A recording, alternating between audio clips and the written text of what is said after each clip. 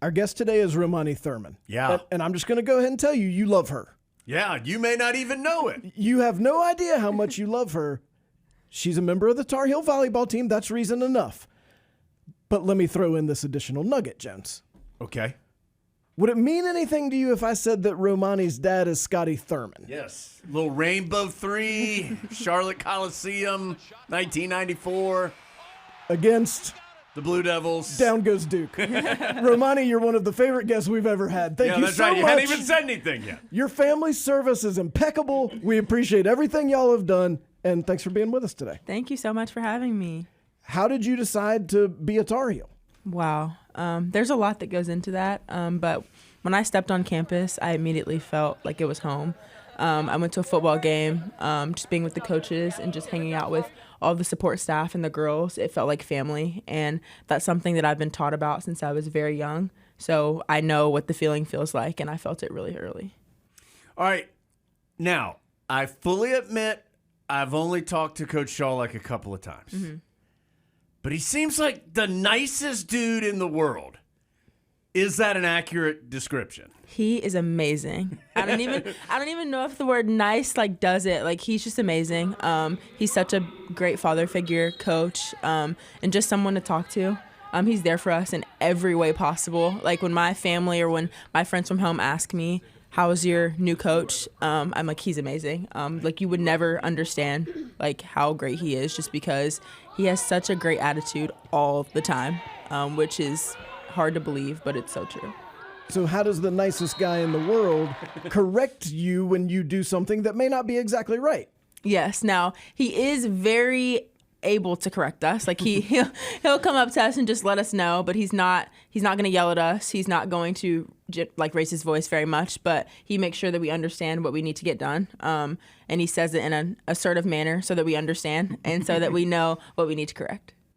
When it was time to make a change at the head coach position there for volleyball, what were you hoping was going to happen? What direction did you want to see the program move in? Mm-hmm. I'm going to be honest. My first day on campus, Coach Segula retired. I graduated high school early and came in the spring. So literally my first time sitting down in the locker room. He said, guys, Romani's here. I'm out.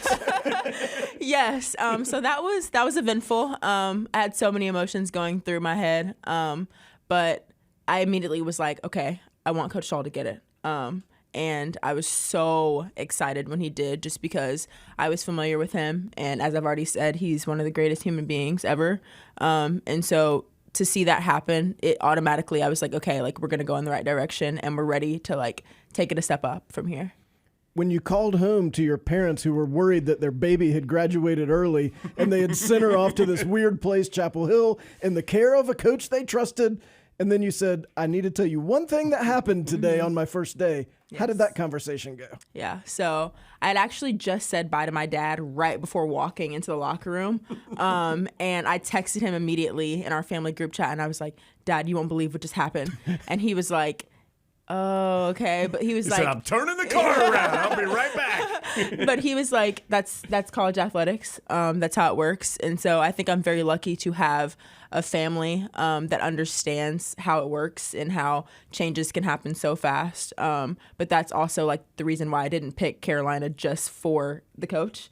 I picked it for so many more reasons. So I wasn't freaking out or anything, and neither were they.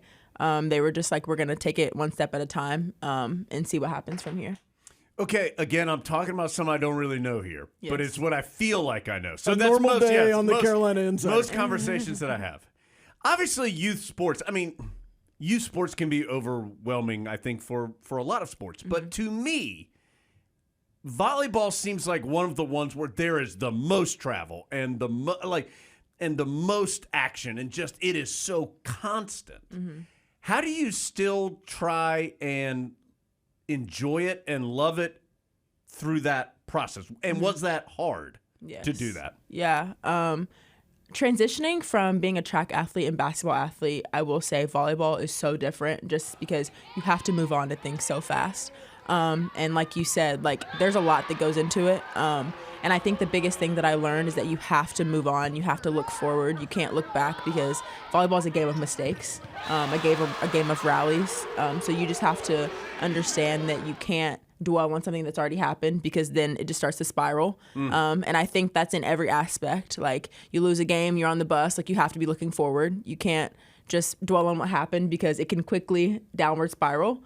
And I think that's the biggest thing that I've learned from volleyball is that you can't do it alone regardless. So having your teammates around you to keep you level-headed and to keep you like moving on to the next point is what benefits you most. Why was that? So for someone who was obviously talented and had a lot of different athletic options, why was this the one that you wanted to stay with? Yes. I'm going to be so honest.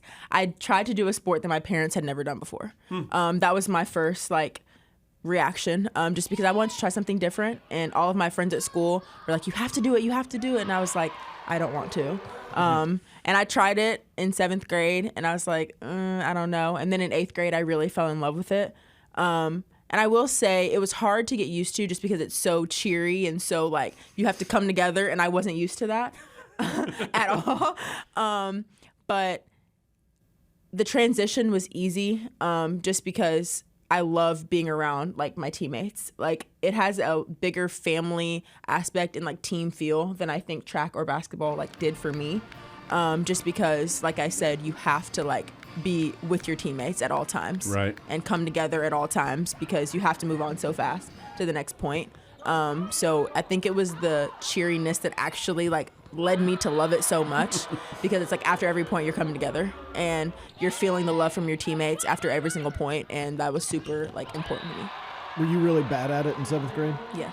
Yes. And I actually played a completely different position than I do now. So it was rough.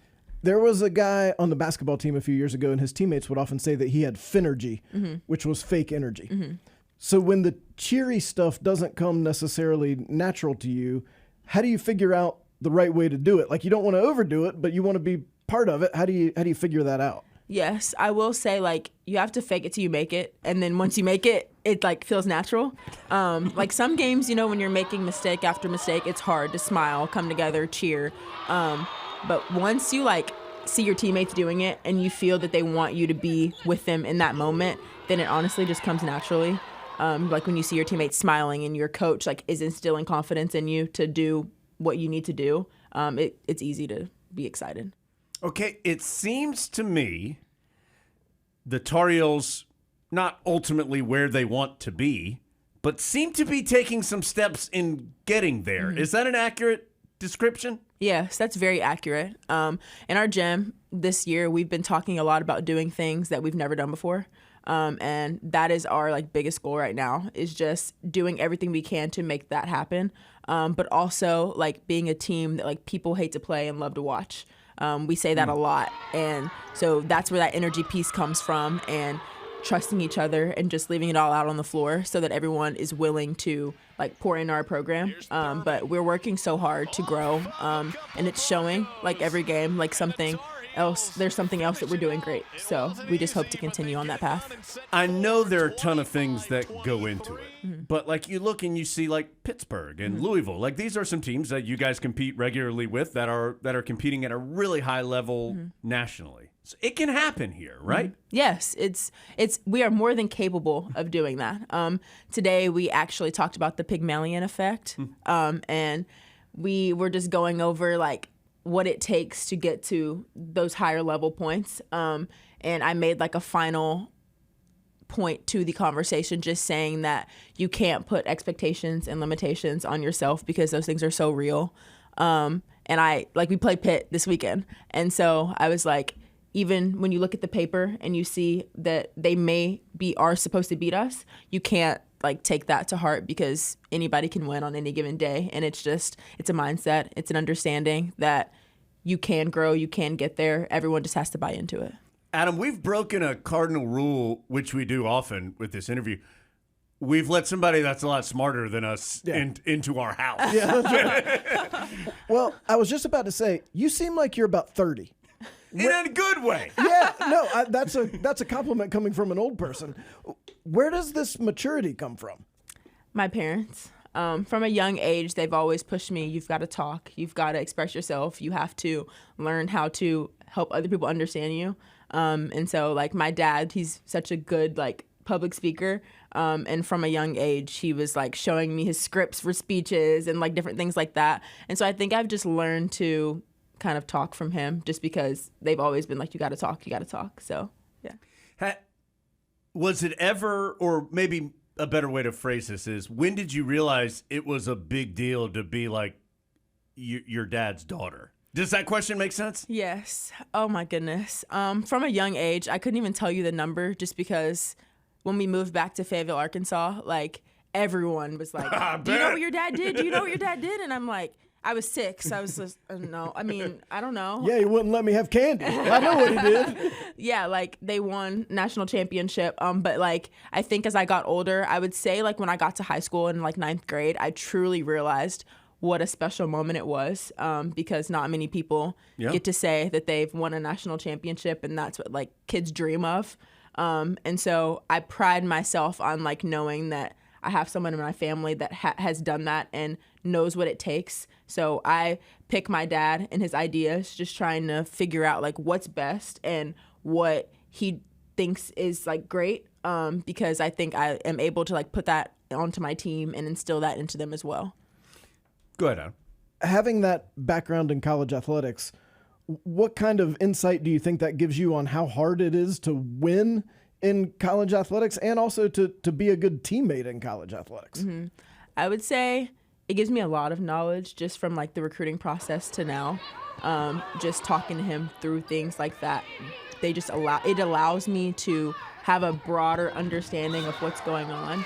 And my teammates are so like open to new ideas and open to me sharing things with them. And so I feel like when I'm able to do that, then they're like, okay, like Romani believes in it. Like we're there too, we're with her. And so I think it's really special just like having the ability to go home to dad or just text my dad and say, hey, what do you think about this? Because it goes a long way. What's the best piece of advice you've gotten from your parents? Yes. From my parents as a whole, is carry yourself the right way. Carry yourself how you want other people to see you, but also how you know like what you're capable of. Because like I feel like I was made to do things like this, like just like talk about important things, and I always try to make sure that everyone knows who I am, like from the inside out, and playing for like something bigger than myself. Like I think that's part of like carrying yourself in the right way, is not thinking you're above anyone, not being too proud of what you've done or what you think you're capable of.